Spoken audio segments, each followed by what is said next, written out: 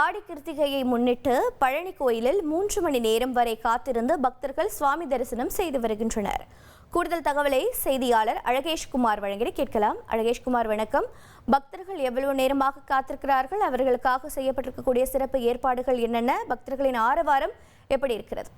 முருகனின் 3ஆம் படை வீடான பழனி முருகன் கோவிலில் ஆடி மாத கிருத்திகை மற்றும் விடுமுறை நாள் என்பதால் பழனி முருகன் கோவிலில் தற்போது பக்தர்கள் குவிந்துள்ளனர். ஆடி மாதம் கிருத்திகை முன்னிட்டு இந்த அதிகாலை கோவில் நடை திறந்தது முதலே ஆயிரக்கணக்கான பக்தர்கள் சாமி தரிசனம் செய்து வருகின்றனர். மேலும் பக்தர்கள் காவடி சுமந்தபடி பக்தர்கள் கிரிவலம் வந்து மலைக்கோயிலுக்கு சென்று நேர்த்திக்கடன் செலுத்தி வருகின்றனர்.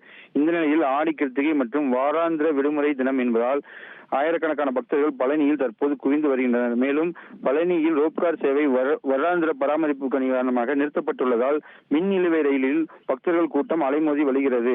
மேலும் படிப்பாதை வழியாக பக்தர்கள் மலைக்கோயிலுக்கு செல்ல கோயில் நிர்வாகம் சார்பில் ஏற்பாடுகள் செய்யப்பட்டுள்ளது. மேலும் பக்தர்கள் தேவையான அடிப்படை வசதிகளையும் கோயில் நிர்வாகம் செய்யப்பட்டுள்ளது. பக்தர்கள் தற்போது 3 மணி நேரம் காத்திருந்து சாமி தரிசனம் செய்து வருகின்றனர்.